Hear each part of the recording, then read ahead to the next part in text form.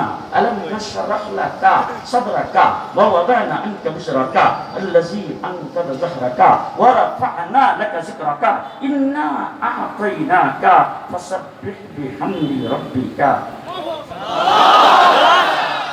সব জায়গায় রাসূলকে যেখানে সম্বোধন করেছেন সেখানে আল্লাহ পাক কা কা, আপনি আপনি আপনি, তুমি তুমি এই কথা বলে সামনাসামনি। তাই 1000 বছর আগে, পৃথিবীর সৃষ্টির 1000 বছর আগে আল্লাহ পাক সূরা ইয়াসিন তেলাওয়াত করেছেন, ইন্নাকা লামিনাল মুরসালিন। আমার রাসূল সাল্লাল্লাহু আলাইহি ওয়াসাল্লামের জীবন আদর্শ এবং তার জিন্দেগীর আলোচনা কোথা থেকে শুরু?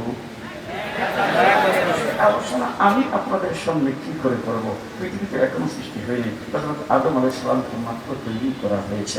আদম আলাইহিস সালামের পৃষ্ঠ থেকে মানুষগুলোকে আল্লাহ পাক পিপিলিকার নিয়ে রূহের জগতে আল্লাহ সৃষ্টি করেছিলেন। সেই আলোচনা আমরা অনেক খতিবদের কাছ থেকে, উলামায়ে কেরামের কাছ থেকে শুনে থাকি। সেই জায়গার ভিতরে আল্লাহ পাক একটা জনসভা কায়েম করেছেন। এই জনসভার ভিতরে আমরা সবাই ছিলাম। তার কারণ হলো, ঢাকাতে কোনো জনসভা হইলে সেখানে কে যাবে কে আসবে এটার জন্য কোনো বাধ্যবাধকতা থাকে না, সবাই যাইতে পারে।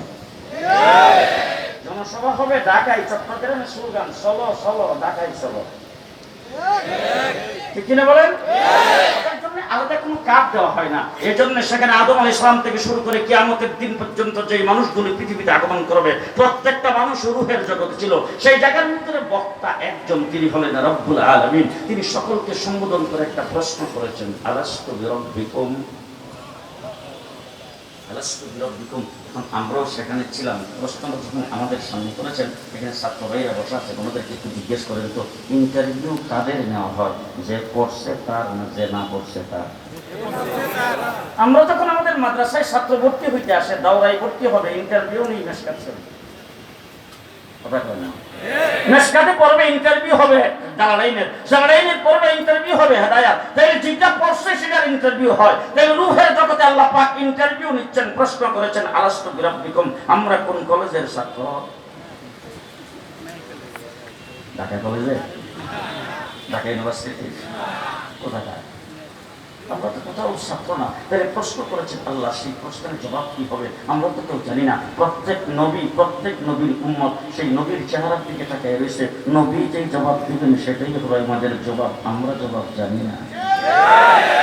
আদম আলাইহিস সালাম থেকে ঈসা আলাইহিস সালাম পর্যন্ত 1,24,000 পয়গম্বর, তারাও কোথাও পড়ে নাই, কোন ইউনিভার্সিটিতে যাই নাই, একটা অক্ষর কোথাও শিখে নাই। তারা সকলে মিলে বলতেছেন আল্লাহ প্রশ্ন করেছেন, আমরা কোথাও পড়ে নাই। প্রশ্নের জবাব কি হবে সেটা আমরা জানি না। যিনাকে আল্লাহ তাবারক ওয়া তাআলা বিশ্ব জগতের মুআল্লিম বানায় পৃথিবীতে প্রেরণ করবেন, তাকে আল্লাহ পাক 1000 বছর আগে পড়াইছেন, তিনি বলতে পারবেন।